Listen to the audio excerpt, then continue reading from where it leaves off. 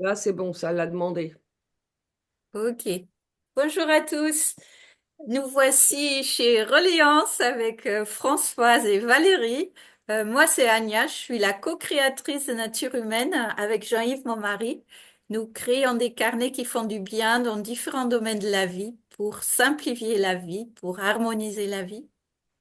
Et aujourd'hui, nous sommes les invités de Hub et nous allons parler du discernement. Bonjour Françoise et Valérie. Bonjour Bonjour. Anya. Est-ce que vous avez envie de vous présenter ou est-ce qu'on démarre tout de suite le sujet? On démarre. On démarre, ok? Alors, le Oui. discernement, Valérie, qu'est-ce que c'est le discernement pour toi? Ah bah alors commencer comme ça d'emblée sans avoir préparé. Euh, Discernement. C'est pas le fait d'avoir des cernes qui montent. C'est pas. Alors moi, le discernement, ça me fait penser à. Enfin, j'y rattache les notions d'intuition et de visibilité intuitive. Voilà, plutôt ça, la visibilité intuitive, c'est-à-dire que ce que je mets avec, c'est le fait que il y ait du brouillard. En fait, c'est un peu la question du phare. Dans le brouillard, dans le flou, on ne sait plus à qui se fier, à quelle notion, à quelle vérité, à quelle partie de l'histoire. Et ben, quand on est dans ce flou-là, pour moi, le discernement, c'est cette petite alarme qui vient de l'intérieur et qui dit si tu le sens pas, n'y va pas. Voilà. D'accord, Brut, voilà. C'est ce qui me vient. super. Et Françoise? Hop. Alors moi, le discernement, ben, je vais vous le donner en verbe. Pour moi, c'est observer, c'est ressentir et c'est choisir ce qui me convient ou ceux qui me conviennent aussi, hein. C'est un petit peu prendre du recul. Et je rejoins Valérie sur le fait que on vit une époque où il y a beaucoup de flou. Et où tu as parlé, Valérie, de vérité, eh bien, je trouve qu'il est difficile de trouver une vérité. J'en suis au point où je me dis, mais qu'est-ce que la vérité? Hein, se poser la question de ce que c'est que la vérité. Donc, le discernement, il est intérieur, il est intuitif. C'est aussi cette petite voix qui me dit, non, non, ça, c'est pas pour toi. Ou oui, oui, allez, vas-y, allez, fais-toi confiance, vas-y, voilà, c'est le discernement. D'accord. Bah, je suis assez d'accord avec vous deux. Je partirais aussi de l'observation avec un peu de distance pour avoir une impression claire de ce qui se présente à moi. Et je pense qu'on peut avoir des signaux à différents niveaux. Effectivement, la petite voix intérieure, la voix de l'intuition qui est parfois une autre voix, et parfois même un peu ce que moi j'appelle le bon sens, qui est situé je sais pas trop où, mais qui est bien utile pour effectivement discerner le vrai du faux dans le monde où nous vivons et pour éviter de faire des mauvais choix, je pense, de faire des mauvaises interprétations, de poser des actions qui ne nous mènent pas forcément vers quelque chose qui est bon pour nous. Effectivement, pour moi, le discernement est aussi lié à nos valeurs, tout comme l'intuition est liée à nos valeurs. Euh, on n'aura pas, tous, on n'aura pas la même interprétation d'une situation qui se présente à nous. Et je pense que c'est lié à nos valeurs, notre expérience de vie et différentes capacités qui mènent tous vers un discernement personnel, je pense. Du coup, c'est pas, enfin, tu le mets plus comme quelque chose de personnel qu'une notion globale. Les deux, je dirais. Je sais pas, c'est une question. Ouais. Parce que pour moi, dans le réel, il peut y avoir, s'il y a un choix qui se présente, il peut y avoir un choix qui est bon pour beaucoup de gens et en même temps, il peut y avoir un choix qui est bon pour quelqu'un en particulier et pas pour quelqu'un d'autre. Alors oui, mais moi, en fait, c'est pour ça que je pose la question. Pour moi, la notion de discernement, elle arrive en amont du choix. Oui, Euh, elle arrive en fait presque au niveau du tri ou du pré-tri, et que après, si on l'écoute, ce discernement, on peut faire le choix d'agir ou de ne pas oui. agir, de rester ou de partir, quoi. Oui, je suis d'accord avec toi. Mais je pense que selon nos valeurs, on va accorder différentes interprétations aux différentes options. Donc, on va pas forcément prendre le même chemin que tout le monde. C'est pas quand on parle des mensonges et de la vérité, par exemple. Là, on est plus, il y a quelque chose qui est réel et quelque chose qui est un mensonge. Là, c'est plus collectif. Mhm. Alors moi, ça m'évoque vraiment, alors, je vais faire un tout petit aparté d'astrologie, puisque du coup, on a quand même la planète du discernement avec Saturne, qui a du coup un effet qui est collectif et qui, en fonction de là où elle est, nous alerte. Alors beaucoup disent que Saturne, ça peut être un frein. En fait, moi, je la vois beaucoup plus comme cette alerte de d'accord, regardez-là, mais attention. Prenez, il y a la part aussi du raisonnement, enfin à la fois de logique intuitive, mais aussi de réflexion. Là, cette partie-là où vous devez agir, où il va se passer ça, etc., sur votre thème natal, quand il y a Saturne, c'est mais attention, mesurez bien, voilà, ayez ce discernement de voir ce qui vous parle, en fait. Effectivement, il y a bien cette notion de collectif et d'individuel, parce que tout le monde n'a pas le même vécu de son Saturne, mais regardez effectivement ce qui vous parle à vous, ce qui fait écho. Et avec ce Saturne, et c'est pour ça que j'aime bien et que j'en parle là, parce que la deuxième grande notion qui relie à Saturne, c'est la responsabilité.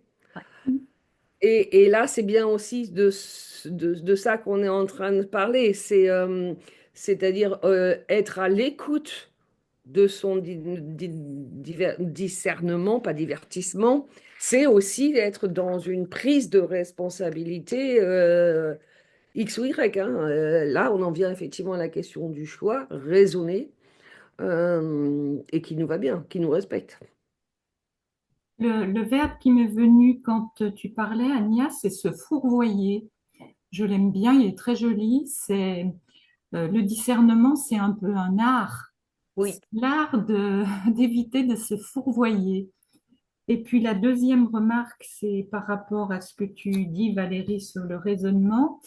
Je me suis rendu compte, ben, par exemple, avec ce qui s'est passé au niveau société mondiale, qu'on n'avait pas tous le même discernement, visiblement, et pas tous non plus les mêmes vérités.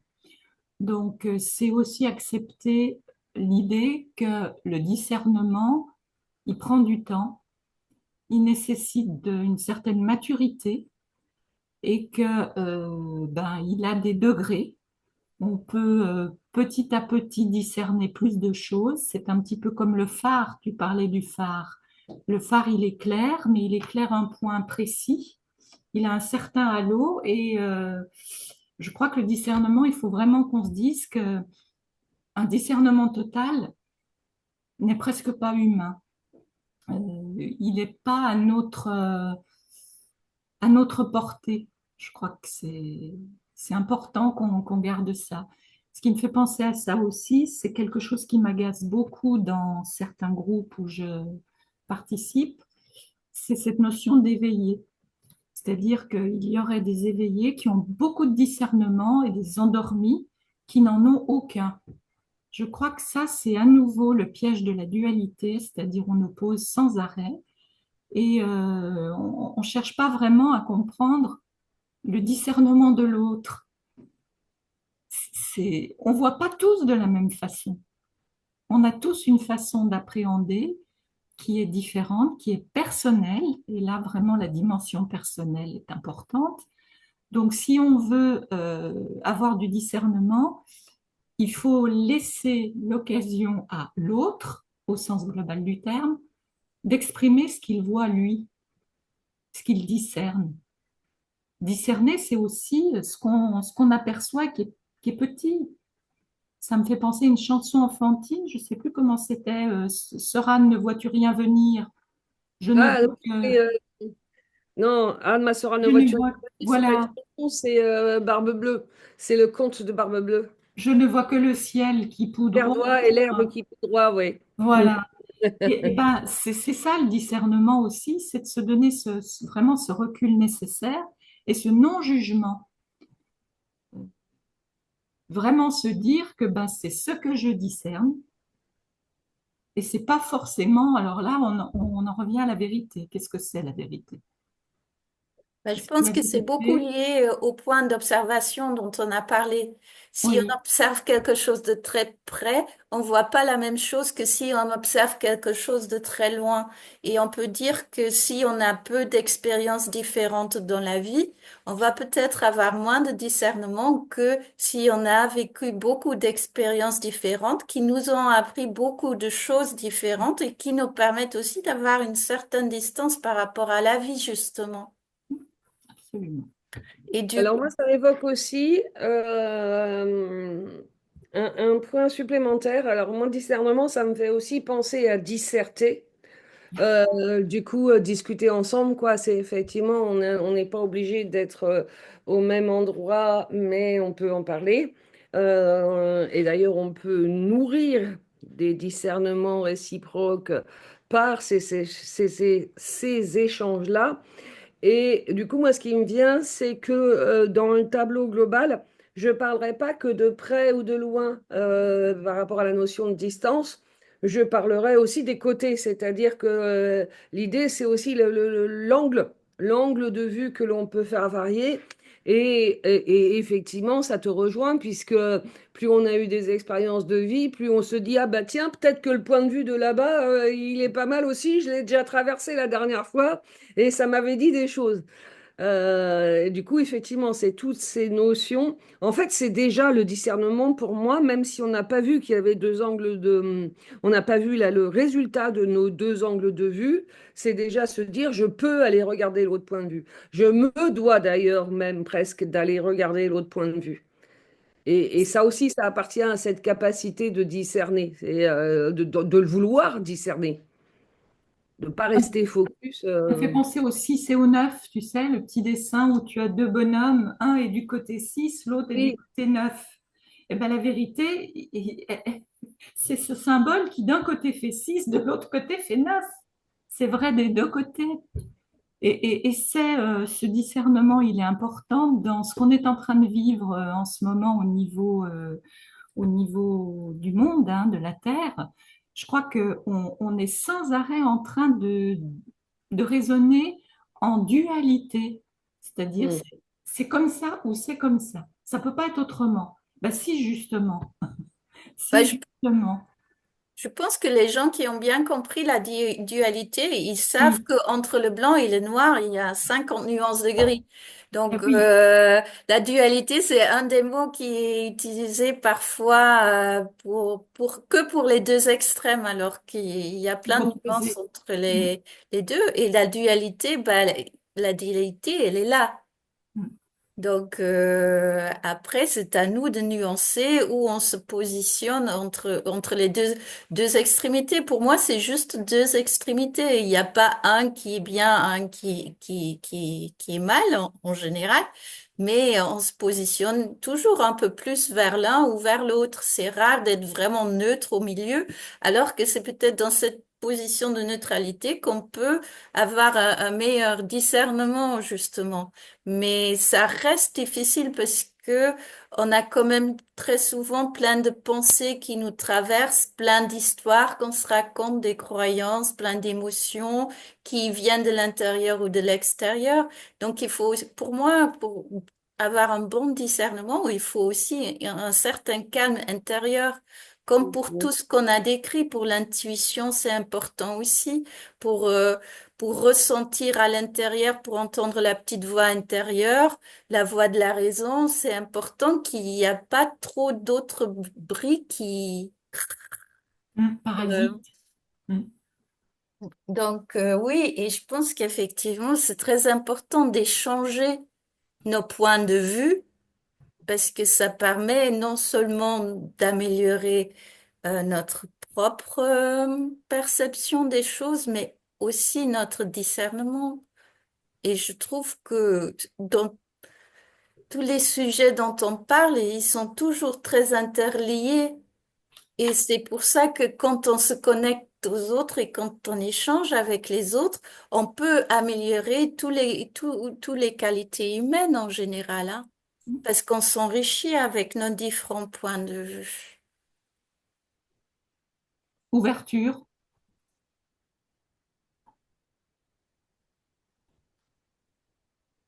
Un beau point de vue pour bien voir ce qui se passe dans le Normal, monde. je prends la photo. Et nous, on Bon, peut voir grand angle.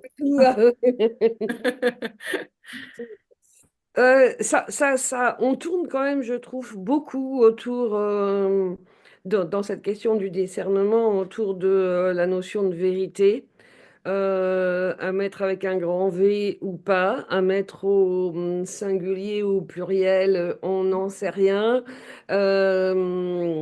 Est-ce qu'il existe autant de vérités que d'individus? Est-ce qu'il y en a une qui est plus grande que tout et qui englobe? Enfin, c'est des vraies grandes questions existentielles, ce que ça soulève. Euh, Autour de cette notion de vérité. Et peut-être que, enfin, moi, la sensation que j'ai, c'est que cette question-là, pour l'instant, elle est un peu grande pour moi.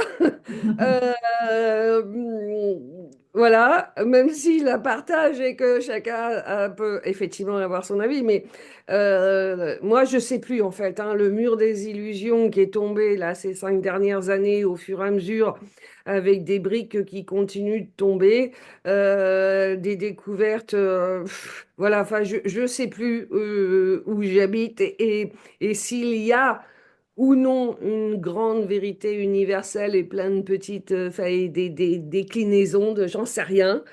Par contre, ça m'empêche pas de regarder ce que ça me fait de parler de discernement et du coup avec des mots plus petits pour moi. Et là, du coup, je vais plus parler de justesse, de sensation.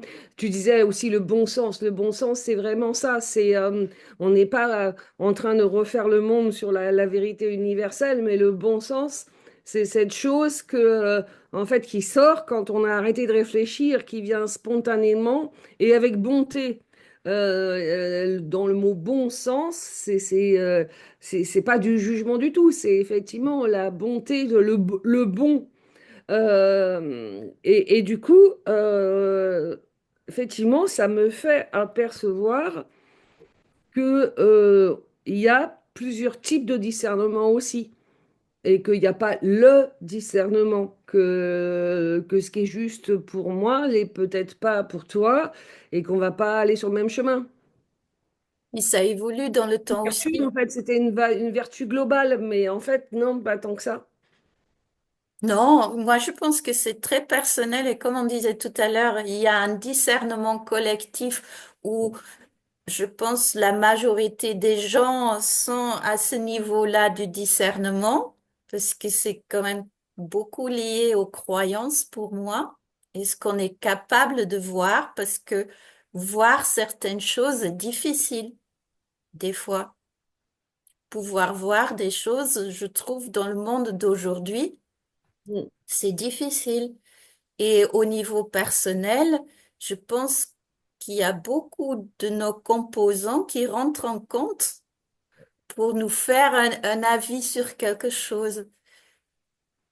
Et ces dernières années, on a vécu tellement de choses, on a remis tellement de choses en question qu'on se dit, est-ce que maintenant on a la bonne vision des choses ou est-ce qu'on se trompe comme avant? Et on peut pas savoir. Si ça se trouve, il y a encore plein de choses à découvrir. C'est ça. On peut pas savoir, mais ce qu'on sait tous, je crois, c'est que ces dernières années, notre discernement s'est quand même un peu amélioré. Alors oui, oui, il s'est amélioré. Enfin, je ne sais pas s'il s'est amélioré. On en a pris conscience. Je dirais plutôt ça. Il y a eu une prise de conscience du besoin et de la capacité de discernement. Du coup, ça me fait rebondir juste entre parenthèses sur ce que tu disais, ce que j'approuvais totalement, Françoise, tout à l'heure, quand tu parlais de dualité et de groupe, parlant des éveillés, de non-éveillés, etc. Effectivement, nous, la façon dont on voit les choses, et on est bien d'accord toutes les trois sur cette question-là, c'est qu'on n'est pas en train de parler de blanc-noir, mais on est en train de dire que ceux qui ne discernent pas, c'est parce qu'ils n'en ont pas la capacité. Et c'est pas autre chose que ça. Et du coup, on les voit pas comme des non-éveillés. Il y a plein de raisons qui font que, on n'a pas la capacité d'eux. On peut pas, on ne peut pas tous. Parenthèse fermée. Tout ça pour dire que, je sais plus ce que je voulais dire sur les, oui, là, cette capacité dont tu parlais. Et j'étais partie pour dire autre chose.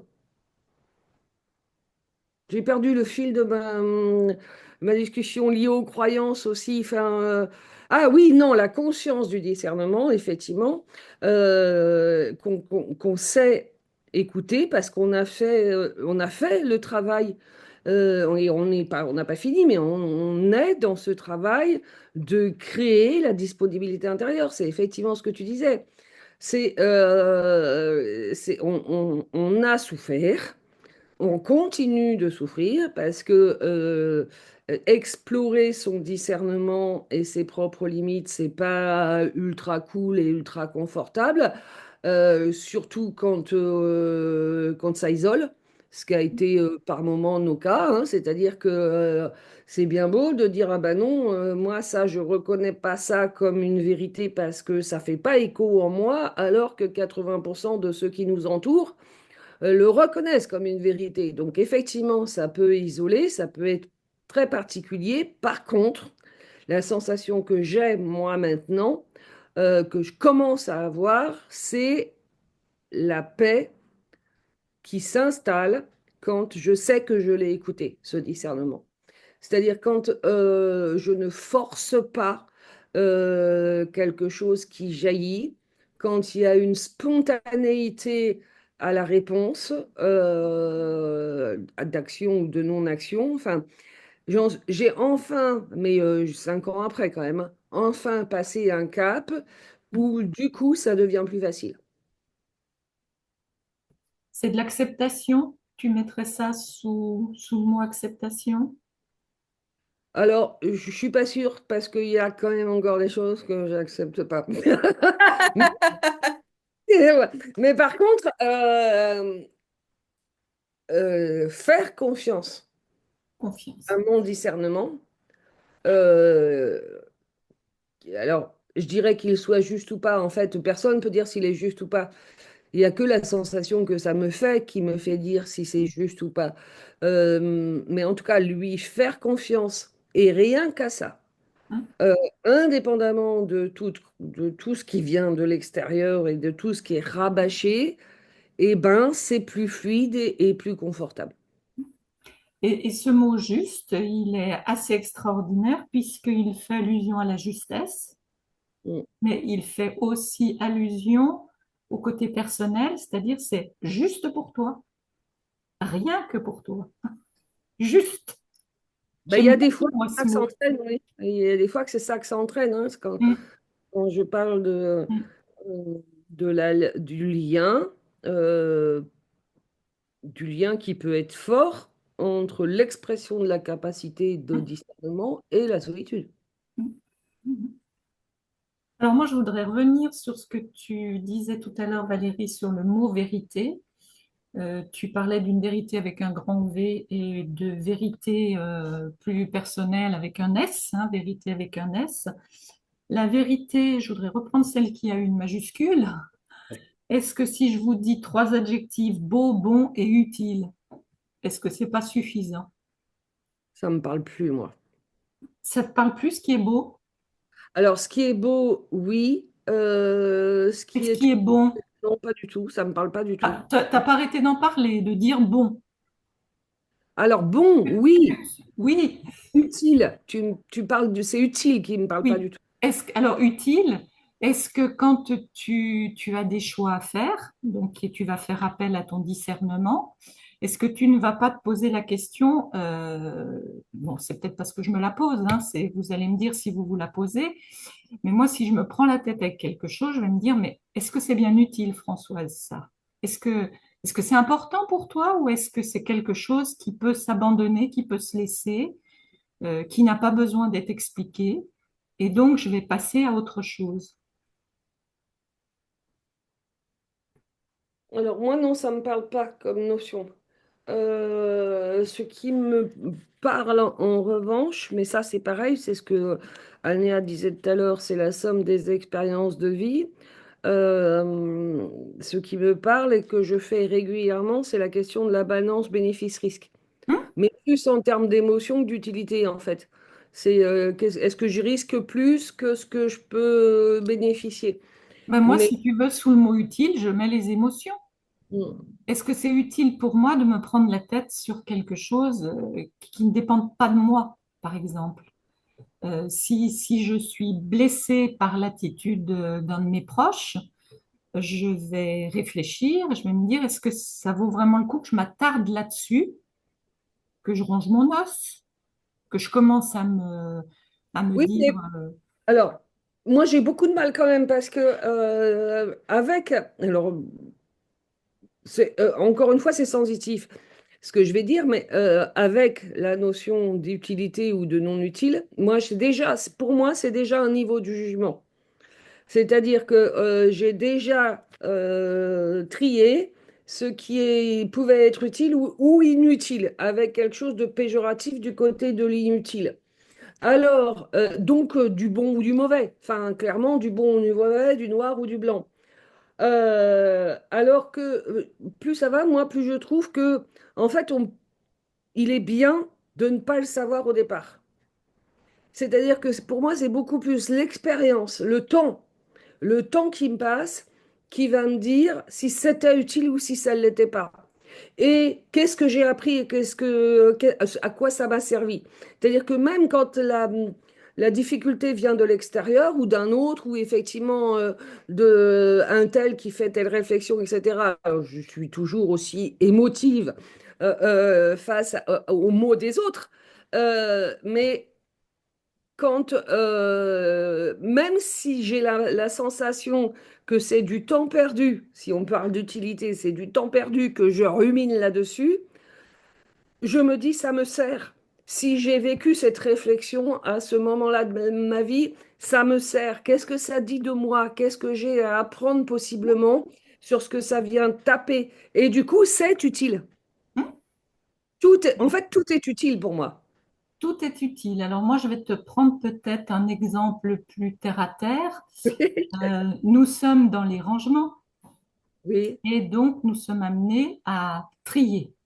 Ah Donc oui. il y a des objets qui me sont inutiles et ce n'est pas péjoratif puisque cette inutilité va donner de l'utilité à d'autres personnes qui vont utiliser ces objets. Alors que si je me les accapare et que je les garde, en me disant ce que disaient nos parents, ça peut servir. Ici en Haute-Savoie, on l'appelle le sapeux. Le sapeux, ça te remplit une maison. Mais si tu gardes uniquement ce qui est utile pour toi, et là, moi, je vois pas du tout de côté de jugement, si tu veux. C'est simplement utiliser quelque chose. Ça te permet de découvrir ce que tu n'utilises plus et de l'offrir à des gens qui vont pouvoir l'utiliser. Je trouve ça magnifique. Donc pour moi, la vérité première, c'est vraiment de me poser cette question, de savoir si c'est vraiment utile pour moi. Par exemple, même, alors je reviens à des émotions, hein. J'ai utilisé l'objet pour te faire comprendre comment je ressens l'utilité. Mais par rapport à des émotions, c'est la même chose. Cette émotion, Valérie, tu as raison, elle a été utile. Elle m'a révélé quelque chose sur moi, parce qu'en fait, l'autre n'est que le, comment dire, le détonateur.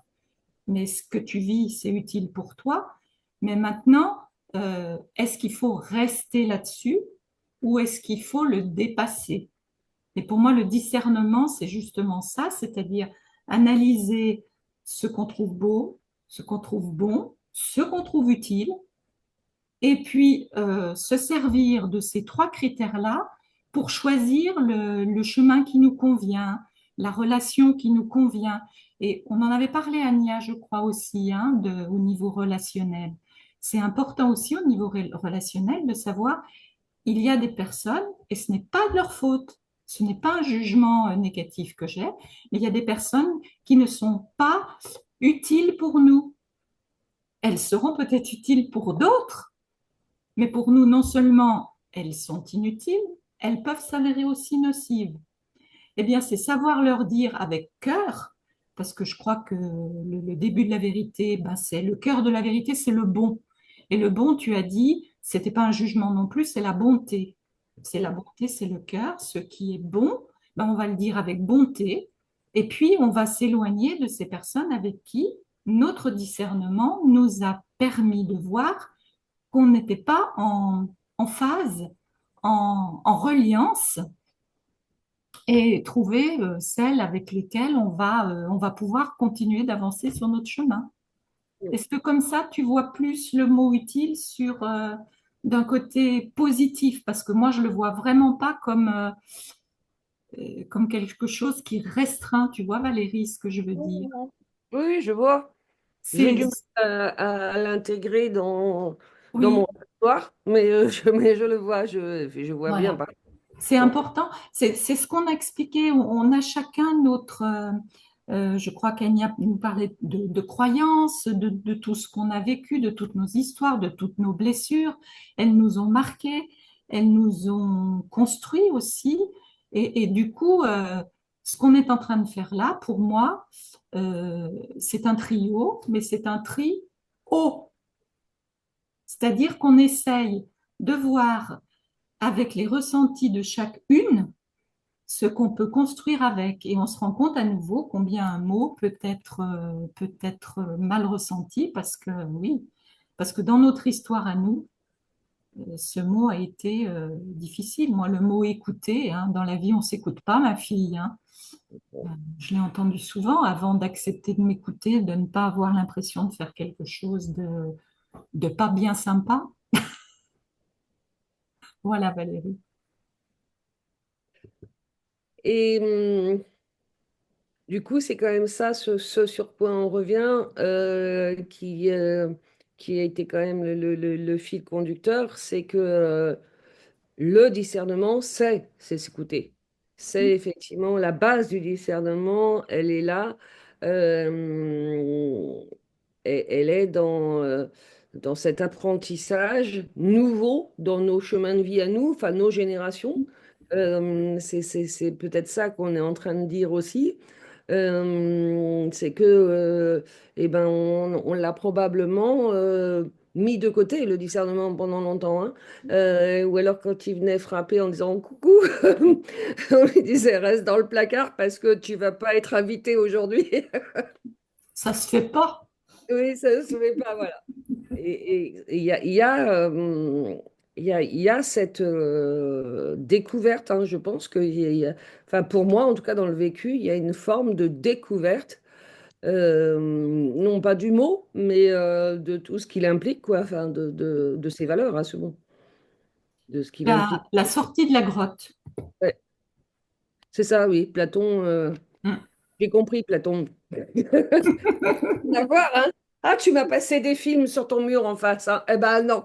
J'ai bien vu que c'était des films. Non, je veux voir la vraie lumière, s'il te plaît. Bon, et Anya, toi, alors? Ça t'a... Alors moi, j'ai trouvé ça très chouette comme exemple que les mots sont très différents pour les uns et les autres. Et je trouve que ces dernières années, il nous a appris beaucoup de choses, mais aussi quelque chose que j'ai ressenti un peu chez toi, Valérie, quand tu as dit non, moi, j'y crois plus à ça, au beau, au bon, au utile.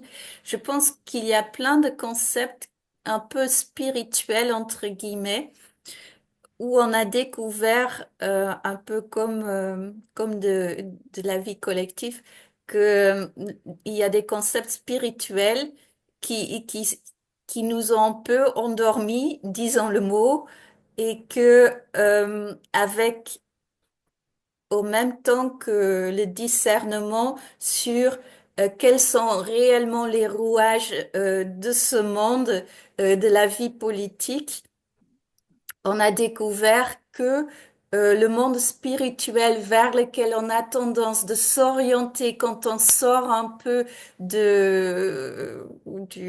mainstream, disons, il a les mêmes travers Hmm. que le reste du monde. Et je trouve ça très important parce que comme je suis pas francophone, moi j'ai pas le même ressenti des mots. Donc souvent, j'accroche pas de valeur aux mots. Pour moi, quand Françoise dit ça c'est utile pour moi, ça c'est inutile pour moi, pour moi c'est neutre. Je comprends ça très bien et l'exemple des objets était très bien choisi. On s'en rend compte dans quelque chose qui est moins émotionnel, comme faire le tri dans des objets on y attache moins de valeur. Et pour moi, il y a une différence très importante, c'est la différence entre un jugement et un jugement de valeur. Et je vois chez les autres, comme moi, je juge quelque chose et que selon le concept, il faut pas juger du monde spirituel, je me fais attaquer. Euh, je comprends en questionnant un petit peu qu'il qu'ils jugent mon jugement comme quelque chose de mauvais parce qu'ils attachent une valeur aux mots que moi j'attache pas. Et c'est aussi quelque chose de très personnel. On l'a vu. Le mot inutile peut être neutre pour quelqu'un et peut être chargé d'émotions, de ressentis pour d'autres. Et moi, j'ai pensé aux mots qu'ils ont utilisés pour les métiers non essentiels pendant les dernières Ouais, années. j'y pensais. Voilà. Donc moi, pour moi, c'est très important de savoir ce qui est essentiel pour nous ou pas, pour tracer vraiment notre chemin sans se faire distraire. Et je pense que ce mot non essentiel, les métiers non essentiels, ils l'ont pas choisi par hasard. Et il a fait beaucoup, beaucoup de dégâts. Et ces dernières années, moi, je pense que le discernement, quand il grandit, l'ignorance, il diminue. Et je pense que pour moi, c'est beaucoup lié à la curiosité. Quand il arrive quelque chose, est-ce qu'on se pose des questions ou est-ce que on gobe ce qu'on nous dit tout le temps? Et je sais pas trop pourquoi certaines vont se poser des questions quand le gouvernement dit A et d'autres non. Euh, donc, pourquoi certaines vont aussi faire des recherches, vouloir apprendre des choses et d'autres non. Il y a beaucoup de diversité parmi tous les gens. Et c'est vrai que je trouve aussi que ces dernières années, quand on avait une opinion différente du mainstream, qu'on se sentait très isolé. Et du coup, pour moi, c'était important d'exprimer ce que je pensais.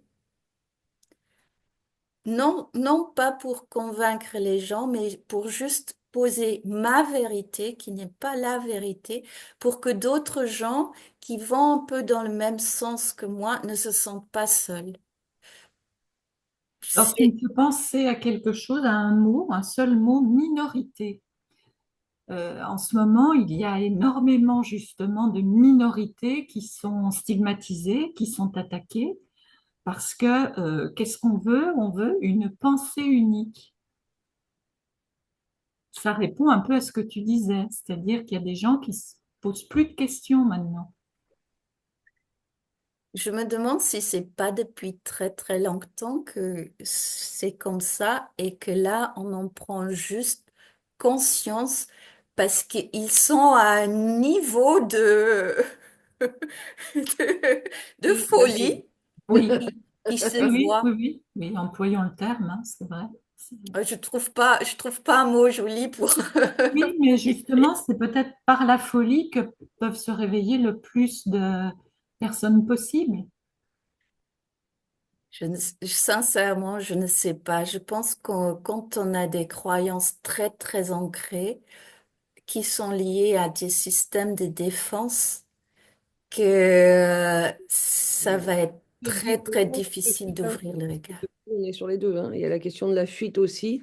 Là encore, hein, selon ses expériences vécues, selon ses mémoires, y compris générationnelles quand même, la question de pouvoir sortir, se permettre, oser sortir et questionner, elle n'est pas si simple, hein, du tout. Elle n'est pas si simple. Donc c'est vraiment, moi j'ai vraiment l'image de plein de lignes différentes, des lignes ou des spirales, mais que et chacun est à un niveau de sa ligne. Euh, on n'ira peut-être pas au même endroit, en tout cas pas à la même vitesse, et il faudra d'autres choses pour d'autres, pour au fur et à mesure à la fois ouvrir la capacité de vision et le discernement qui va avec. C'est-à-dire que ouvrir trop large aussi, c'est pas forcément ce qui va aider le discernement. Et des fois, on peut n'ouvrir que petit bout par petit bout et après avoir une question de choix personnel. Et c'est là qu'on met en mouvement le discernement. C'est quand on a déterré des petits bouts. On n'est pas obligé d'avoir non plus l'ensemble pour commencer à être dans cette recherche de vérité. Après, ce que j'entends aussi là, dans ce qu'on exprime, moi, il y a un mot qui met un verbe. Du coup, je reviens sur les listes de verbes que Françoise a données. Moi, il y en a un qui me vient là depuis tout à l'heure que je vous écoute sur qu'est-ce que nous a permis notre discernement. Et là, c'est le mot exister qui sort. Quand vous dites il a fallu qu'on l'exprime, que ce soit pour ne pas se sentir seul, comme le fait que d'autres ne se sentent pas seuls, mais il y a aussi, eh ben, ça me constituait, j'avais toutes ces choses en moi, ces interrogations, cette curiosité, etc. Et si je l'exprimais pas, je n'existe pas. Et donc, cette autorisation à aller dans le discernement, c'était et c'est un moyen d'exister. Mais on n'a pas tous la même existence. Voilà, ça, Ouais. on revient effectivement. Alors, on en revient à mon dada, et vous n'allez pas être étonnés, c'est-à-dire que c'est l'enfant. Bah L'enfant est sans doute l'être qui pose le plus de questions. Le problème, c'est qu'il est confronté à des adultes qui n'ont pas envie de répondre à ces questions, ou ou qui ne qui savent n'ont pas. pas, ou qui n'ont pas le temps, ou qui ne savent pas, tu as raison, c'est les cercles de famille, c'était justement pour ça, mais parfois qui n'ont pas envie. Et j'ai partagé sur âme d'enfant samedi dernier un texte qui m'a beaucoup touchée, hein, envoyé par une amie, où l'enfant se plaint finalement, c'est qu'il n'a pas d'attention de la part de ses parents qui sont tout le temps sur leur mobile.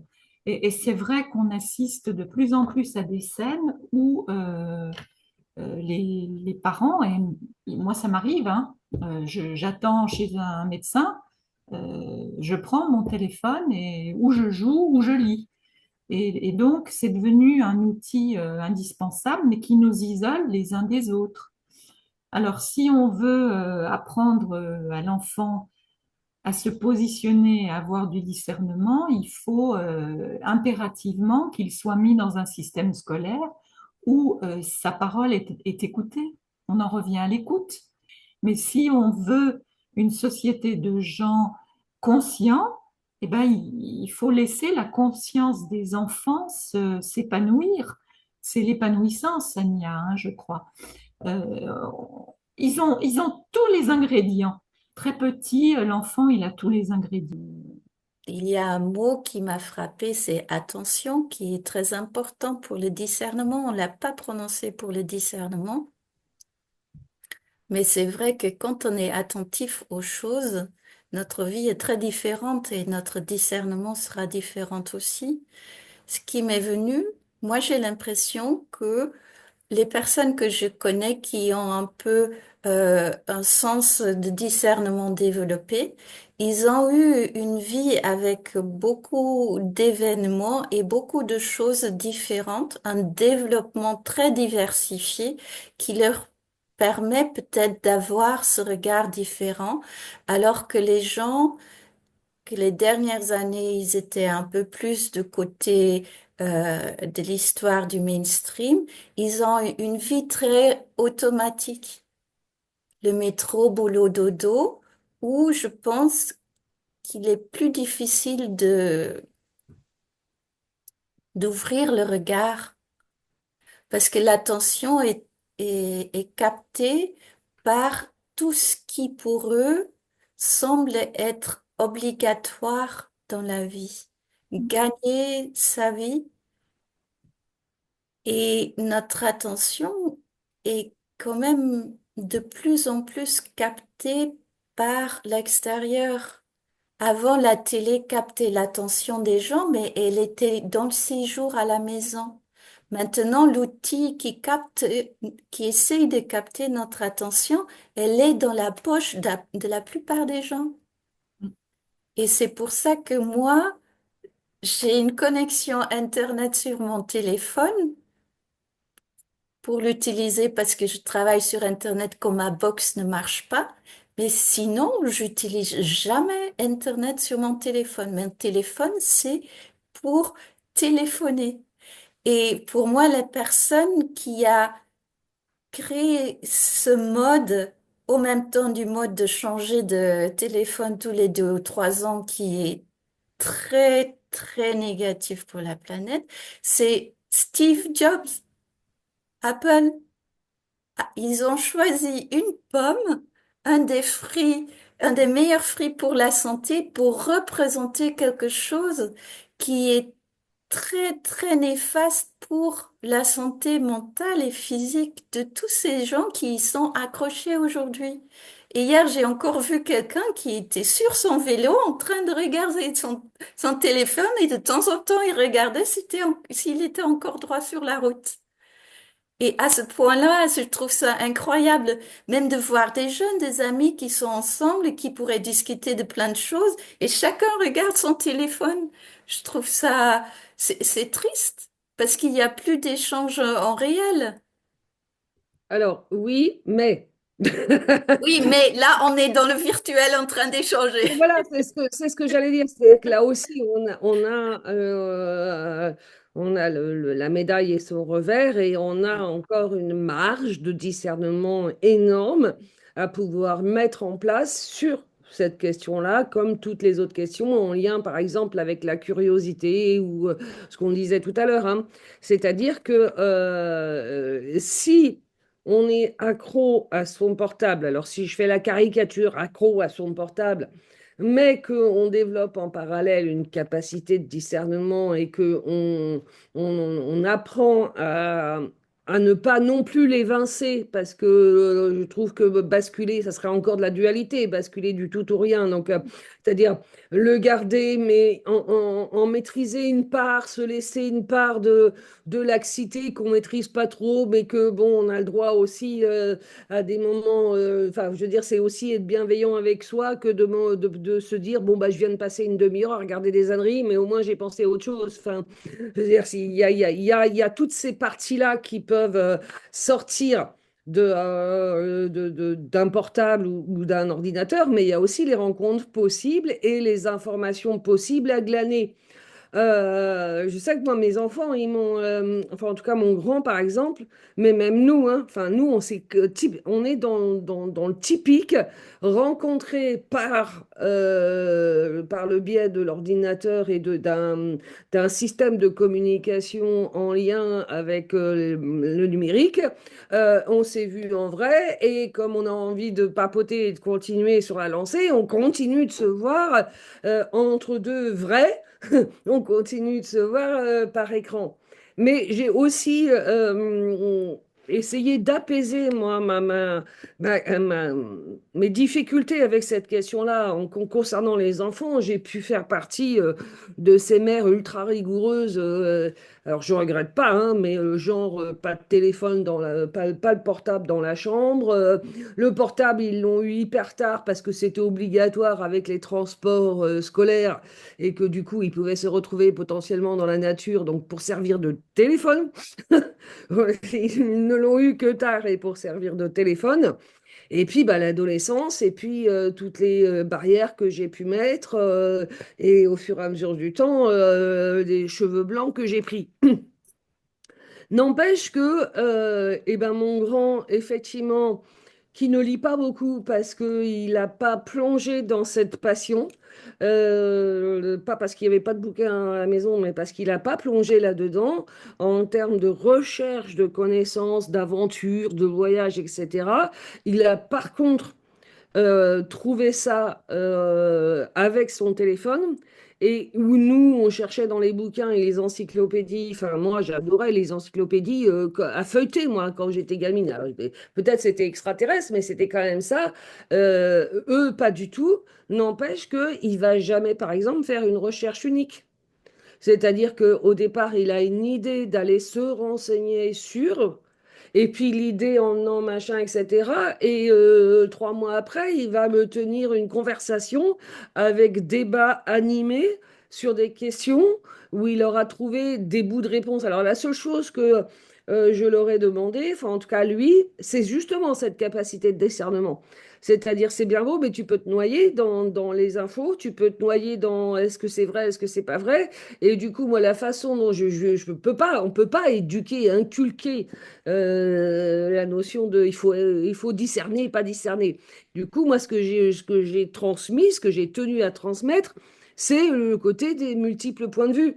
C'est-à-dire qu'il va chercher les infos partout, ne te limite pas à un seul endroit, à une seule version, trop dangereux dans le monde actuel, mais du coup, effectivement, va chercher plusieurs panoramas et écoute ce que ça te fait. On est bien sur cette question du discernement, hein.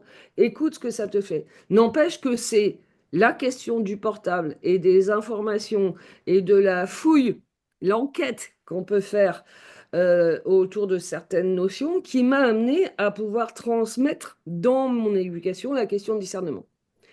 Et du coup, j'ai pas envie d'être vraiment tranchée sur cette question-là parce que, comme pour la télé, on l'a vu, hein, il y avait des milieux sociaux complètement défavorisés qui mettaient en priorité les achats concernant la hi-fi vidéo dans leur maison alors qu'ils n'avaient pas de quoi payer à manger, mais qui avaient une super télé parce que ben, c'était le monde qui rentrait dans leur maison et parce que le discernement était compliqué à avoir. Le portable, il me semble que c'est la même chose et que là où peut-être on peut cheminer main dans la main, c'est la prévention. C'est la prévention. Et du coup, effectivement, eh ben, comment on parle du discernement? en tant que parent de bon sens, là, du coup, moi, j'aurais envie de dire que ça, c'est quand même du bon sens. C'est dès qu'il y a un truc qui t'effleure et que tu comprends pas, ou hein, tu viens m'en parler, tu viens voir maman, et tu viens, on en parle. Et ben ça, c'est de l'éducation au discernement, ça en fait partie. Je vais te donner un exemple si tu veux bien. Ça s'appelait Pataclope. Ils venaient à l'école parce que ils voulaient sensibiliser les primaires, donc c'était dans les classes primaires, au fait de ne pas fumer. Ils se rendaient compte que les enfants fumaient très vite. Dès le CM2, il y avait des cigarettes, donc cette petite association qui s'appelait Pataclope intervenait dans les écoles. Et je me rappelle dans la classe, ils avaient projeté des diapositives de paquets de cigarettes. Et c'était l'époque où, sur les paquets de cigarettes, il était devenu obligatoire de mettre fumer tue. Bon, bah, la discussion était très ouverte avec les élèves de ma classe. Et tout d'un coup, il y a un enfant qui dit, mais moi, il y a une chose que je comprends pas. C'est que si fumer tue, pourquoi on vend des paquets de cigarettes? Et ça ouvre Ça, c'est la du voie discernement, non? par le discernement, Eh ouais, ben oui, vers le voilà. discernement. Et ça, je vous donne cet exemple parce qu'il m'a marqué, mais des exemples comme ça, dans ma carrière d'instit, j'en ai eu une foule, où ce sont les enfants qui te mettent face comment dire, aux incohérences de Mm. notre monde adulte. Parce que nous, on fait comme ça, on a des méthodes pour apprendre, on apprend comme ça, et manque de chance, ça marche pas. Bon, alors qu'est-ce qu'on fait quand ça ne marche pas, une méthode? On en cherche une autre.